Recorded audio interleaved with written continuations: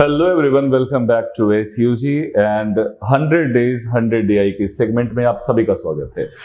आज का जो केसलेट है, आज हम केसलेट पार्ट 4 डिस्कस करने वाले हैं और इस केसलेट को बड़े ध्यान से सुनना, समझना और हो सके तो वीडियो को पॉज करो और पहले क्वेश्चन को खुद से अटेम्प्ट करो। एटलीस्ट ये केसलेट पूरा पढ़ो, अटेम्प्ट करो।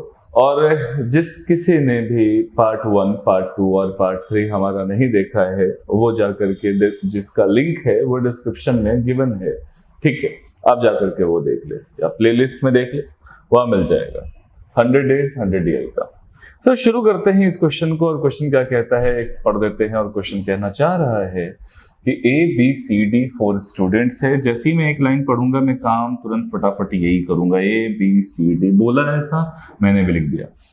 Student give exam in 2 subjects, maths and reasoning. 2 subject है, यानी कि हर बच्चा 2 सब्जेक्ट का पेपर देगा, मैथ्स का, रीजनिंग का।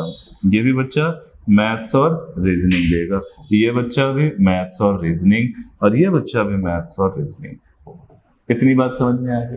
फिर आगे कहता है total marks is 50। Total marks 50 है, याद रखना आप। टोटल मार्क्स 50 मैं लिख देता हूँ। They got different marks in different subject, ठीक है, इसमें कोई डेटा नहीं है। बोला A got 30 marks in maths. A का जो मैथ्स का मार्क्स है वो 30 मैं यहाँ लिख रहा हूँ। B got 35 marks in reasoning. B 35 marks in reasoning. आगे के बाद क्या कहता है, C got 33.33% marks more in maths than A got in maths. मतलब ये हुआ कि C को 33.33% ज्यादा मिले हैं मैथ्स में मार्क्स। किससे? A के मैथ्स के मार्क्स से। A का मैथ्स का मार्क्स है 30 का 33.33% होता है 1/3। 33.33% की वैल्यू होती है 1/3।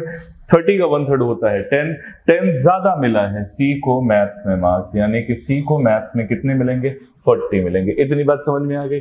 उसके बाद क्या कहता है कि ratio of reasoning marks of A and maths marks of D is 7:5, यानी कि A का रीजनिंग का मार्क्स और D का मैथ्स का मार्क्स का रेशियो 7:5 है।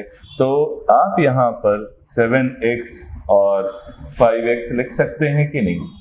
ऐसे ही बोला ना, रेशियो 7:5 है तो 7x एंड 5x आप मान लो।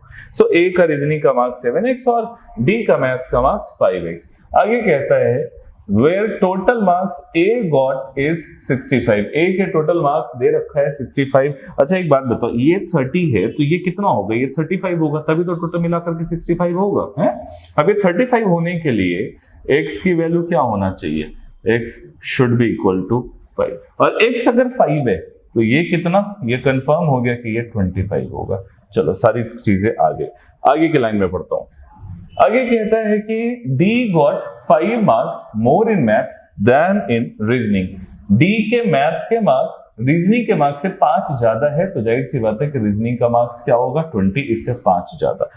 Average of marks C got is 25। C का जो एवरेज है वो 25 मार्क्स है, एवरेज। तो टोटल मार्क्स क्या हो जाएगा? 25 50 है ना, टोटल मार्क्स हो जाएगा 50। तो C का टोटल मार्क्स 50 है, जिसमें से 40 मार्क्स उसने मैथ्स में लाया, तो बाकी का 10 किस में लाया होगा? रीजनिंग में। बोला total age of A, B, C and D is 96, यानी कि टोटल एज दे रखा है A plus B plus C plus D is equal to how much? 96। आगे कहता है maths marks of D is age of D। D का maths का मार्क्स D का एज है, यानी कि ये तो समझ में आ गया कि D का एज कितना है? 25। D का एज 25, क्योंकि D का मैथ्स का मार्क्स 25 है। Age of C is 1 more than double of his reasoning. चलो भाई एज ऑफ C पे चलते हैं। C का जो एज कहना चाह रहा है वो रीजनिंग के मार्क्स का डबल, तो 10 का डबल हो गया 20, उससे एक ज्यादा, यानी कि C की जो एज है ये कितनी? 21। याद रखना, C की एज 21, D की एज 25। आगे कहता है ratio of age of A is to B दे रखा है 12:13। देखो कितना आसान है, अब यहां से बनाना आसान है।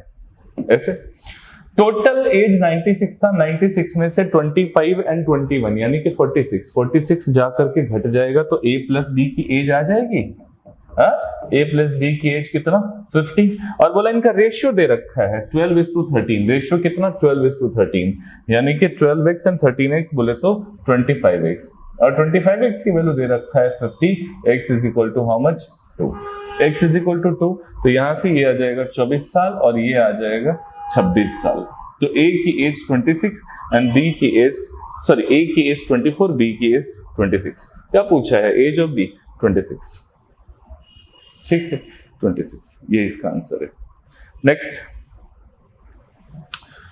क्वेश्चन ये कहता है ratio of average marks of C and B is 5:6। ठीक है, सी का एवरेज और बी का एवरेज का रेशियो दे रखा है, तो मुझे तो पता था कि सी का एवरेज क्या दे रखा है 25, तो बी का क्या है ये निकालना है। और बोला इनका रेशियो क्या है 5:6 है, यानी कि 5 यूनिट की वैल्यू 25, तो इस हिसाब से 6 यूनिट की वैल्यू हाउ मच 30। क्या किया है? इसका ये 5 टाइम्स है तो इधर भी 5 टाइम्स होगा। तो ये कंफर्म हो गया कि बी का जो एवरेज है वो 30 है। अब अगर बी का एवरेज मार्क्स 30 है तो टोटल मार्क्स क्या हो जाएगा? 2 सब्जेक्ट है ना, तो 30 30 60 हो जाएगा। तो बी का टोटल मार्क्स 60 हो गया और बी का टोटल मार्क्स 60 है, जिसमें से 35 इधर है, तो बाकी बचा मैथ्स में कितना? 25। मैथ्स में बचा 25। इस क्वेश्चन का क्या आंसर है? ए। मैथ्स का मार्क्स पूछा था 25। नेक्स्ट क्वेश्चन चलते, बोला total marks of A is what percent more और less than total marks of D. चलो ढूंढ लेते हैं ए का टोटल मार्क्स। ए का टोटल मार्क्स 65, डी का टोटल मार्क्स देखते हैं तो ये हो जाएगा 45। तो बोला कि ए का मार्क्स डी के मार्क्स से कितना ज्यादा, तो 20 ज्यादा। पूछ रहा है कितना परसेंट ज्यादा, तो 20/45। हमेशा याद रखना परसेंटेज चाहिए, तो जितना ज्यादा उसे ऊपर रखेंगे। और किसके रिस्पेक्ट में बात की जा रही है? वो बात की जा रही है डी के रिस्पेक्ट में, और इंटू 100। काट छाट करोगे 5 से कटेगा 4 टाइम्स, 5 से कटेगा 9 टाइम्स, और ये कितना आ जाएगा? ये आ जाएगा 44.44%। इसका आंसर है। नेक्स्ट क्वेश्चन कहता है what is the ratio of total math marks of all and total reasoning marks of all. Maths का टोटल मार्क्स, ठीक है, सभी का, और रीजनिंग का टोटल मार्क्स सभी का, उनका क्या रेशियो है देखते हैं। मैथ्स का मार्क्स काउंट करते हैं। 30 25 यानी कि 55 प्लस 40 95 प्लस 25 95 प्लस 25 ये हो जाएगा 120। ठीक। एंड रीजनिंग का टोटल मार्क्स, रीजनिंग का टोटल मार्क्स देखते हैं। रीजनिंग का total marks 35 35 70 70 plus 10 80 80 plus 20 100 80 plus 20 100। So ratio क्या मिलेगा? रेशियो मिलेगा 6:5। 6:5 none of these. Next, marks of C in maths is what percent of age of D. अच्छा, C का maths में मार्क्स डी के एज का कितना परसेंट है? सी का मैथ्स का मार्क्स 40 है और डी का एज 25 है। सो 40 25 का कितना परसेंट है ये क्वेश्चन है। पूछ ये रहा है कि 40 25 का कितना परसेंट है ये लगा देंगे। देखो जिसकी परसेंटेज पूछी जाती है हमेशा उस वैल्यू को न्यूमरेटर में रखेंगे, और जिसके रिस्पेक्ट में पूछी जाएगी वो हमेशा डिनोमिनेटर में। काट छाट करो, 5 से कटेगा 5 बारी में, 5 से कटेगा 8 बारी में, 5 से कटेगा ये 20 बारी में, यही आ जाएगा 160%। आंसर है डी। ठीक है, so that's all for today. हम फिर मिलते हैं अगली वीडियो में, तब तक के लिए बाय बाय।